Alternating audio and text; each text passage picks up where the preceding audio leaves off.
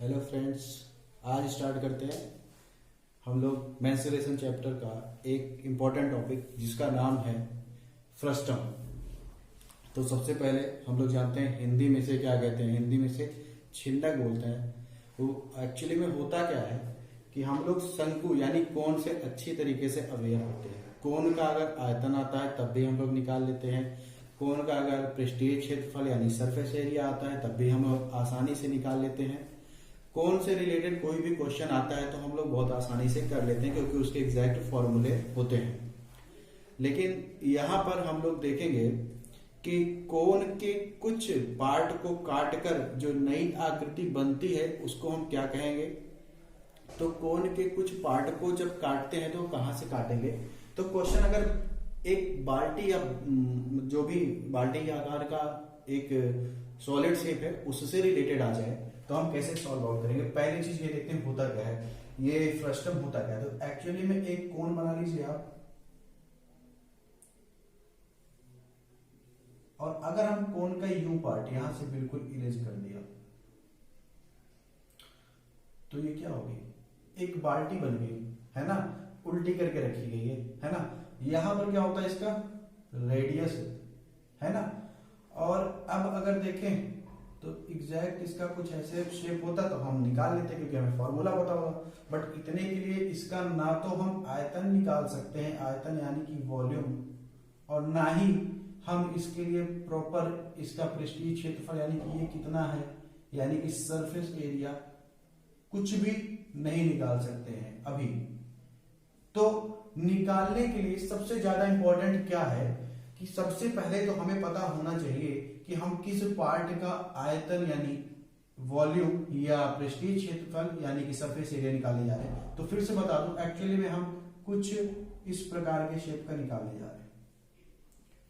तो आपकी इतनी लेंथ पता होनी चाहिए कम से कम, और ये भी पता होना चाहिए कम से कम, है ना। तब आप कोई फॉर्मूला जनरेट कर सकते हो। बट होगा क्या कि ये ऐसा शेप होता है कि हम एग्जैक्ट इसके लिए कोई फॉर्मूला नहीं बना पाएंगे। तो हम लोग क्या करते हैं, शंकु से इसका रूप क्या करते हैं, शंकु के जैसा बना देते हैं कि अगर शंकु होता है ऐसे तो हम क्या करते हैं, है ना।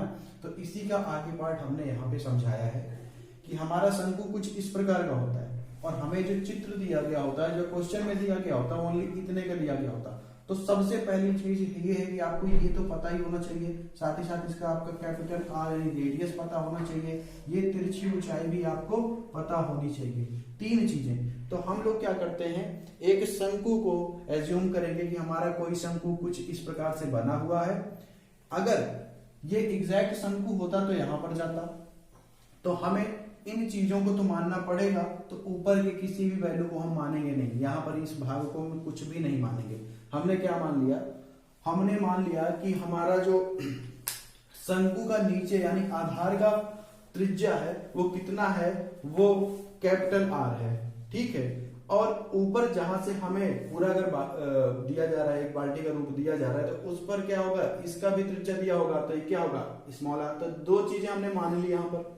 अब तीसरी चीज, क्वेश्चन में एच भी दिएगा वो, क्योंकि पूरा शंकु तो देता नहीं, कितना पार्ट देता है, तो ये एच भी दिया रहेगा। तो हम तीनों चीज मान लेते हैं, आर, एच और स्मॉल आर, ठीक है। अब हमें सोचना पड़ेगा कि पूरा शंकु होता तो इससे हम क्या निकाल पाते, कैसे पूरा शंकु को हम माने। तो पूरा शंकु मानने के लिए हमने डॉटेड लाइन से शंकु बना दिया, और हम अब अपनी तरफ से एक लेंथ मान लेते हैं तिरछी, जो कि कितनी है, ये यहां से पूरे शंकु अगर होता तो कैपिटल एल होती, ठीक है। लेकिन ये सिर्फ मानना हुआ है, पूरा शंकु नहीं दिया है। तो कैपिटल एल होती पूरी तिरछी लंबाई, कैपिटल एच होता पूरा शंकु का मेन ऊंचाई जो होता है 90 डिग्री पर यहां पर बना जो ऊंचाई होता है वो कैपिटल एच है, ठीक है। ये दो चीज हमने माने। अगर ये दो चीज हमने मान ली है तो इतना भाग ऑटोमेटिक मिल जाएगा। क्यों, क्योंकि ये क्या है, इसको भी तो हमने बोला था कि मानना पड़ेगा, पहले ही मानना पड़ेगा, तो स्मॉल एल पहले ही मान रखें। तो ये पार्ट कितना हो जाएगा, तो पूरा माने और इसका माने, तो इसके हेल्प से निकाल लेंगे पूरा के यानी कैपिटल एल में से माइनस कर देंगे स्मॉल एल, तो इस इतने पार्ट का, यानी यहाँ पे दो शंकु बन रहा है, एक ये पूरा बड़ा शंकु और एक ये छोटा शंकु। तो छोटे शंकु की जो तिर्यक ऊंचाई होगी वो हम कैसे निकाल लेंगे, बड़े शंकु की कंप्लीट ऊंचाई में से उस फ्रस्टम का जिसका हमें आयतन निकालना है, उसके स्मॉल एल को माइनस करके हमने इसकी तिरछी ऊंचाई निकाल लिया। अब इसमें का स्मॉल आर दिया होगा, वही इस शंकु का स्मॉल आर होगा, यानी कि रेडियस भी इसका क्या है, स्मॉल आर है, जो कि इसके लिए भी काम कर रहा है, ये ठीक है। अब इस ओरिजिनल हाइट की बात करें तो ये पूरी की पूरी कितनी थी, एच थी, लेकिन हमें कितने का काम है, हमें सिर्फ इतने का काम है। तो ये बताइए, हमने पहले ही बोल रखा था कि आपको ये मानना पड़ेगा, तो आपने ये मान लिया था स्मॉल एच। तो अब बताइए पूरा निकालने के लिए कितना होगा, तो capital H minus small H ये हो जाएगा। ये आपकी ऊंचाई कितनी हो जाएगी, capital H minus small H. मैंने यहाँ पे नहीं लिखा है capital H minus small H, ये बगल में लिख दिया कि capital H minus small H, यानी कि ये ए से सी तक की गैपिंग के बारे में बता रहा है, परपेंडिकुलर हाइट बता रहा है। तो अभी आप कॉन्सेप्ट मिल गया होगा कि दो शंकु बन रहे हैं। अच्छा, दो शंकु बन रहे हैं तो हम इसके आगे अब क्या करेंगे, तो शंकु क्या होता है, अगर हम ध्यान से देखें तो दो त्रिभुज का आकार लेता है। पहला त्रिभुज जो कि ये बन रहा है, और दूसरा त्रिभुज जो कि बड़ा सा बन रहा है। तो उसको मैंने अलग से दिखा रखा है। ये जो बड़ा त्रिभुज बन रहा है ए ई एफ, ये है ए ई एफ, और जो छोटा त्रिभुज बन रहा है वो A B C, A B और सी पर बन रहा है। ये क्यों हम इसको ले रहे हैं, क्योंकि यहां पर एक नियम लगेगा जो कि आप लोग ट्रायंगल यानी त्रिकोण त्रिभुज चैप्टर में पढ़ेंगे। ट्रायंगल में उसमें होता क्या है, होता यह है कि दो एक रूप में दिखने वाली आकृतियां समरूप कहलाती हैं। तो ये बताइए, क्या एक रूप में दिख रहा है, बिल्कुल एक रूप का मतलब क्या सेंस होता है, एक रूप का मतलब बिल्कुल कार्बन कॉपी जैसा दिखे, बस उसका साइज छोटा या बड़ा हो जाए, इसको क्या कहते हैं, समरूप कहते हैं। इस घटना को हम लोग समरूप बोलते हैं। तो यहाँ पे क्या हो रहा है, समरूप त्रिभुज हमको दो देखने को मिल रहे हैं। तो समरूप त्रिभुजों के लिए एक नियम है, समरूप त्रिभुजों के लिए एक नियम है। कौन सा नियम है, वो एक थ्योरम होता है कि समरूप त्रिभुजों में उनकी जो संगत भुजाएं होती हैं, यानी करस्पॉन्डिंग साइड, जैसे ये क्या है ए क्या है, ये साइड है, तो इसी के जैसे इसमें कौन सी साइड है, ए बी। तो इनका क्या होता है, अनुपात, इनका हम देखेंगे रेशियो, ठीक है, इनका रेशियो क्या होता है, हमेशा इक्वल होता है, दूसरे भुजाओं के अनुपात के इक्वल होता है। दूसरी भुजाएं कौन लेंगे, तो दूसरी भुजा जैसे ये लिया ए एफ और ए सी, ये नियम है, आप लोग पढ़ेंगे। हमारा कॉन्सेप्ट यहाँ क्लियर, पहले इसको समझ लेते हैं जल्दी से कि ये दोनों ट्रायंगल क्या है, हम इसमें ऑब्जर्वेशन करने जा रहे हैं। ट्रायंगल एबीसी में और ट्रायंगल एईएफ में हमने क्या देखा, तो हमने देखा कि ट्रायंगल बीएसी और ईएएफ, ये दोनों हम ट्रायंगल लिए हैं, और इनमें देख रहे हैं कि एंगल जो ए है बीएसी, तो बीएसी यानी ये एंगल की बात कर रहे हैं यहां पर, ठीक है। और इस ट्रायंगल में कौन सा एंगल, ईएएफ, ये आपस में बराबर है। क्यों बराबर है, जरा देखिए, दोनों क्या है, चाहे बड़ा वाला ट्रायंगल लेंगे तब भी एंगल यही बन रहा है, और छोटा वाला लेंगे तब भी ये एंगल बन रहा है, यानी ये कॉमन एंगल है। तो जब एक एंगल कॉमन मिल गया तो अगली प्रॉपर्टी में जाएंगे। अब इन्हीं दोनों ट्रायंगल में हम कंपैरिजन करेंगे तो क्या मिल रहा है, ए सी बी, ठीक ना, ए सी बी एंगल मिला, इधर ए एफ ई। तो देखिए बिल्कुल मैं उसी कॉन्सेप्ट में चल रहा हूं, जैसे ए सी तो ए एफ, इधर क्या चला हूं मैं, सी बी, तो इधर एफ ई। अब देखिए जरा मैं यहाँ पे बन कितना रहा है, दोनों पे 90 बन रहा है। तो ये क्या है, संगत चलने पर हमको कोण बराबर मिल रहे हैं, दोनों पे 90। तो ये भी हो गया कि हम क्या कर रहे हैं कि संगत रूप में चल रहे हैं। तो कितना बन रहा है, 90। यहाँ पर मैं थोड़ा सा जल्दी इसलिए बता रहा हूँ क्योंकि मेंसुरेशन चैप्टर में इसका कोई जरूरत नहीं है डेरिवेशन में, ये तो मैं फिर भी बता दे रहा हूँ कि जिनको बिल्कुल नहीं समझ में आ रहा है कि ये कहां से डिराइव हुआ है उनके लिए।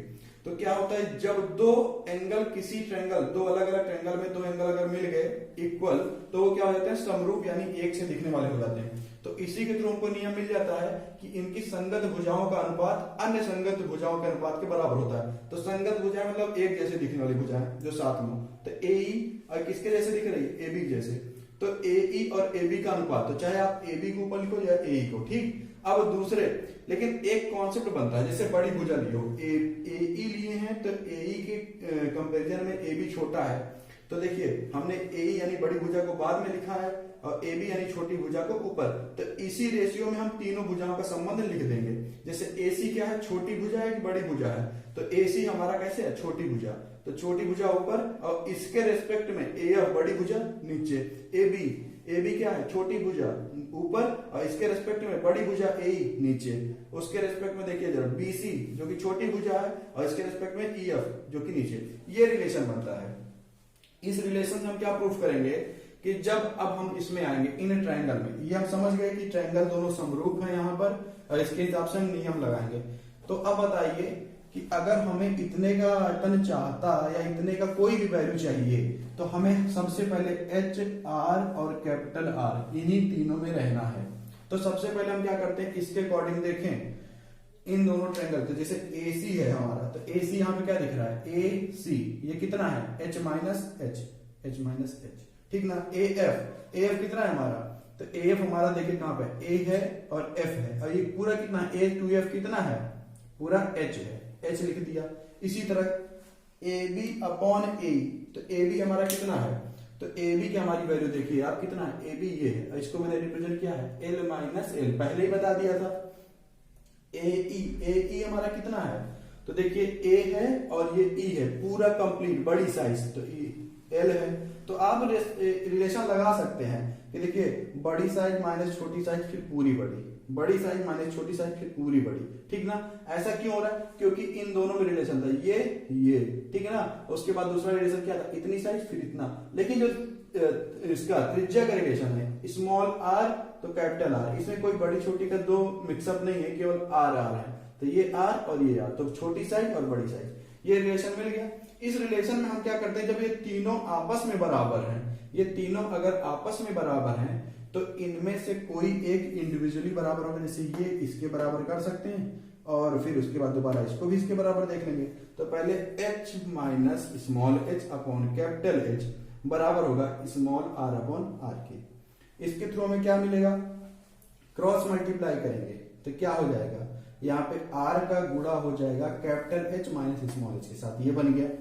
फिर हम क्या करेंगे, इसके साथ भी h और r का क्या करेंगे, तिरछा गुणा, एच आर हो गया। अब जरा देखिए एच आर ये है, इसको मल्टीप्लाई करने के बाद मिलेगा H R minus R H, ठीक है। दोनों में कॉमन देखेंगे तो आर कॉमन है, आर दोनों में कॉमन है, लेकिन हमें आर कॉमन लेके कुछ नहीं करना, क्योंकि हमें पहले क्या करना है, इसकी पूरी ऊंचाई ज्ञात करनी है, तभी तो मैं बड़े शंकु का आयतन निकालूंगा और उस बड़े शंकु के आयतन में से इस छोटे शंकु को माइनस करूंगा। इसीलिए मेरा फोकस क्या है, अब यहाँ तो चित्र इतना ही दिया है, बड़ा शंकु तो दिया नहीं कि हाइट बड़े का दिया हो, तो सबसे पहले मुझे बड़े का हाइट जो मैंने मान रखा है वो निकालना पड़ेगा। तो बड़े की हाइट निकालने के लिए हमें क्या करना पड़ेगा, कैपिटल एच की वैल्यू फाइंड आउट करने पड़ेगा, और जो कि यहां से हम निकालेंगे। तो कैपिटल एच यहाँ पर है, कैपिटल एच यहाँ पर है, तो दोनों को एक साथ रख देंगे, तो एच आर और इसको इधर ले जाके माइनस कर देंगे एच आर, और इसको यहां भेजेंगे आर एच, पॉजिटिव हो जाएगा। एच ले लेंगे कॉमन, दोनों में एच ले लिया कॉमन। अभी आर माइनस आर इसके साथ होता, लेकिन मैंने क्या किया, उसको सीधे यहां भेज दिया नीचे, क्योंकि आप लोग मैथ्स के स्टूडेंट है, इतना पता होगा। तो एक हमें रिलेशन मिल गया कैपिटल एच का किसके रेस्पेक्ट में, कैपिटल आर के, स्मॉल एच के, फिर आर के, स्मॉल आर के। तो बताइए क्या जितना हमें चाहिए इसको निकालने के लिए उसी के रेस्पेक्ट में मिल गया है ना। तो ये इंपॉर्टेंट होता है कि कैपिटल एच का वैल्यू इन्हीं के टर्म्स में निकालो, ऊपर का टर्म्स कोई मतलब नहीं है। ठीक उसी प्रकार अब हम लोग इसका बराबर करेंगे इसके साथ, ठीक ना, इसको हम इसके बराबर देखेंगे। सिमिलरली बिल्कुल वैसे ही किया है, capital L minus small L upon capital L equal to small R upon capital R. Cross multiply करेंगे, बिल्कुल एल आर हो जाएगा, थोड़ा तेजी से देख लीजिए, एल आर, और उसके बाद ये क्या हो जाएगा, आर एल माइनस एल, ठीक ना। फिर क्या करेंगे, ओपन कर देंगे, आर एल कर देंगे, फिर माइनस में आर एल कर देंगे और ये कैपिटल आर।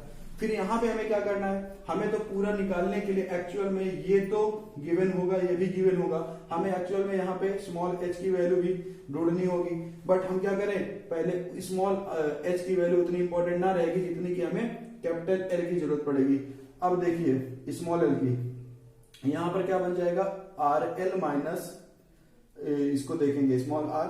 अब क्या करेंगे, एक साथ हम रखेंगे किसको, इस आर वाले को और एल वाले को। तो देखिए ये क्या हो जाएगा, आर एल, यहाँ पे क्या हो रहा है, कैपिटल एल दोनों में कॉमन हो जाएगा, आर माइनस आर कर देंगे और आर एल। क्यों, क्योंकि हमारा टारगेट क्या है, जैसे हमने कैपिटल एल निकाला था उसी तरह हमें अगर पृष्ठीय क्षेत्रफल निकालना होगा तो कैपिटल एल निकालना होगा। तो इस फॉर्मूले से हमें कैपिटल एल निकालने के लिए जो कैपिटल एल वाले हैं उनको एक साथ रख लिया, फिर कैपिटल एल कॉमन ले लिया, आर माइनस आर कर दिया, स्मॉल एल और कैपिटल आर रख दिया। टारगेट क्या होना चाहिए कि हमें जरूरत किसकी, तो पहले हमें कैपिटल एल की जरूरत है, जैसे वहां पे कैपिटल एच की। तो इस रेस्पेक्ट में कैपिटल एल का जो टर्म आ गया किस में आया, आर में, यानी कैपिटल आर। स्मॉल एल यानी ये भी मिल गया, आर मिल गया हमें कैपिटल, और फिर से ये वाला। तो हमें इतने चीजों के बीच में इसकी भी वैल्यू मिल गई, इतनी ही चीजों से इसकी भी वैल्यू मिल गई। तो और क्वेश्चन में हमें इतनी ही चीज दिया होता है, तो अब दोनों की वैल्यू मिल गई। अब अगर मुझे मैं कहूं कि आयतन निकालना है इस पार्ट का यानी इस फ्रस्टम का निकालना है, तो पहले मुझे क्या करना पड़ेगा, पूरे बड़े शंकु का आयतन निकालना होगा, उसमें से छोटे शंकु को माइनस करना पड़ेगा। तो आप लोग देख सकते हैं इधर कि मैंने लिख दिया है कि वॉल्यूम ऑफ फ्रस्टम, यानी फ्रस्टम का जो वॉल्यूम होगा वो बराबर होगा volume of big cone minus volume of small cone. अब आप देखिए वॉल्यूम ऑफ बिग कोन जो फ्रस्टम होगा वो क्या होगा, वॉल्यूम ऑफ बिग कोन को मैंने रिप्रेजेंट किया है कैपिटल बी से, और वॉल्यूम ऑफ स्मॉल कोन को हमने रिप्रेजेंट किया है स्मॉल एस से।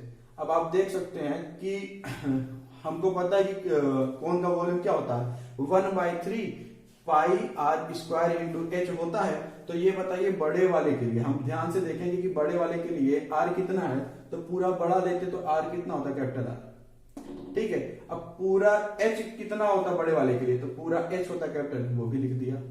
स्मॉल वाले के टर्म में देखिए तो 1/3 पाई तो कॉमन रहता है हमेशा फॉर्मूले में। अब आर इसका कितना होगा, तो आर तो यही स्मॉल होगा क्योंकि इसके लिए आर की वैल्यू यही है। लेकिन एच कितना होगा, तो ध्यान से देखिए एच यही एसी होगा, तो पहले मैंने एसी लिखा है, ठीक है, और सेकेंड स्टेप में मैंने एसी की वैल्यू क्या रख दिया है, एच माइनस एच, क्योंकि डायरेक्ट लिखते तो आप कंफ्यूज भी हो सकते थे। अब आप देखिए ध्यान से कि हम क्या करेंगे, इसको सॉल्व करेंगे। तो 1/3 पाई जो कि दोनों में था उसको ले लिया कॉमन, आर स्क्वायर और एच को रहने दिया, ठीक। तो आर स्क्वायर एच यहां पे लिखा हूं, और ये अब एच की जगह मैं क्या लिख सकता हूं, तो एच की मैंने वैल्यू निकाली है, कितना होगा, R H upon R minus R, ये हो गया। क्योंकि हमने क्या बताया कि हमें एच तो गिवन नहीं हुआ, हमें गिवन तो इतनी चीजें होंगी, तो मैंने इसी को एच हटा के जो पता होगा उसको रख दिया। फिर आर स्क्वायर एसी की जगह capital H minus small H रख दिया, ठीक है। अब देखिए 1/3 कैपिटल आर स्क्वायर, इसमें कोई चेंज नहीं किया, यहां पर चेंज हो सकता है, क्या हो सकता है, कैपिटल एच फिर आ गया, तो मैं फिर से कैपिटल एच की वैल्यू रखूंगा। फिर से मैंने क्या किया, कैपिटल एच की वैल्यू रख के स्मॉल एच को माइनस कर दिया। अब देखिए इसको अगर एलसीएम लिया जाए तो अगले स्टेप पे क्या होगा, तो आर माइनस आर दोनों में एलसीएम हो जाएगा, एलसीएम रख देंगे, और ये क्या होगा, आर माइनस आर का यहाँ पे इनटू हो जाएगा, और इधर कोई चेंज नहीं हो रहा है। अगले स्टेप पे क्या होगा, अब ये इनटू करने के बाद यहां पर क्या हो जाएगा, आर एच है, और ये अंदर जाएगा तो माइनस में एच आर, और फिर प्लस में स्मॉल एच स्मॉल आर। ध्यान से देखेंगे तो ब्रैकेट खुलने के बाद ये माइनस में हुआ रहेगा, इसका वैल्यू क्या है, एच आर है, स्मॉल एच कैपिटल आर, और ये भी क्या है, स्मॉल एच कैपिटल आर। तो प्लस और माइनस वाला क्या हो जाएगा, एलिमिनेट हो जाएगा, ये कट जाएगा। उसके बाद ऊपर क्या बचेगा, ओनली एच आर बचेगा, नीचे आर माइनस आर, देख लीजिए। और बाकी यहां तक हमें शुरू से कोई परिवर्तन नहीं किया क्योंकि ये नहीं कटने वाले। अब हम लोग क्या करेंगे, इसका इनटू कराएंगे, लेकिन देखिए दोनों में डिनोमिनेटर यानी कि जो हर है वो सेम है, तो ऐसे ही रहने देंगे। अब क्या हो गया, हर सेम बना लिया, और ये इनटू हो जाएगा, तो आर स्क्वायर का कैपिटल आर में होगा तो आर क्यूब, और आर स्क्वायर का स्मॉल आर में होगा तो कितना हो जाएगा, स्मॉल आर क्यूब हो जाएगा। एच इसके साथ भी था, एच इसके साथ भी था, ठीक है। अगले स्टेप में हम क्या करेंगे, इस दोनों के साथ तो कॉमन ले लिए, और बचा क्या है, capital R cube minus R cube upon में आर माइनस आर। अब देखिए जरा मैथ का एक फॉर्मूला आपने पढ़ा होगा, A cube minus B cube, जिसको ना पता हो देख ले। A cube minus B cube का वैल्यू होता है A minus B in bracket A square plus A B plus में बी स्क्वायर। ये जब हम पुट करेंगे इस वैल्यू के अकॉर्डिंग, तो a माइनस बी की जगह बन जाएगा r माइनस आर, और जैसे a स्क्वायर था वैसे r स्क्वायर हो जाएगा, a b था तो r इंटू आर हो जाएगा, और b स्क्वायर था तो स्मॉल r स्क्वायर हो जाएगा। इतना करेंगे हम तो हम देखेंगे एक ब्रैकेट में r माइनस आर है, इसका जो एक्सटेंडेड फॉर्म है ये बना, और नीचे तो डिनोमिनेटर में पहले से था। अब ये क्या हो जाएगा, r माइनस आर इलिमिनेट हो जाएगा, और जो बचेगा वैल्यू क्या है, 1/3 पाई इंटू स्मॉल एच जो कि चला आ रहा है, फिर यहां से रेगुलर कॉमन, और फिर ब्रैकेट के अंदर बचेगा R square plus R into R plus R square. और यही क्या होगा, यही हमारा डिजायरेबल वॉल्यूम ऑफ फ्रस्टम होगा। ये वॉल्यूम ऑफ फ्रस्टम है, वॉल्यूम ऑफ फ्रस्टम। तो हमें फ्रस्टम की वॉल्यूम मिल गई है, और वो किस टर्म में मिली है जरा ध्यान से देख लीजिए, जो गिवन होता है हमें क्वेश्चन में। हमें क्वेश्चन में ज्यादा ज्यादा स्मॉल एच यानी ये गिवन होता है, क्योंकि वो आपको बाल्टी बना के देगा, और ये आर दिया होगा तो ये भी गिवन होता है, स्मॉल आर क्योंकि बाल्टी बनाएगा तो ये भी दे सकता है, और कुछ देता ही नहीं। तो हमें जितनी चीजें क्वेश्चन में मिल सकती हैं उतने से हमने फॉर्मूला बना दिया, इतने की हेल्प से हम सीधे क्या कर सकते हैं, इसका वॉल्यूम निकाल सकते हैं। तो फ्रस्टम का वॉल्यूम निकालने के लिए आपको इतनी चीजें पता होनी चाहिए। अब अगला हम लोग देखते हैं कि फ्रस्टम का वक्र पृष्ठ क्षेत्रफल, यानी कि ये पार्ट, ठीक ना, ये पार्ट चारों तरफ से अगर इस स्टील को ऐसे ब्रेक करके खोल दिया जाए तो कितनी जगह लेता है, वो होता है इसका क्या, वक्र पृष्ठ। वक्र पृष्ठ मतलब कि सरफेस एरिया। अब अगले पार्ट में हम इसका प्रूविंग करेंगे। Thank you.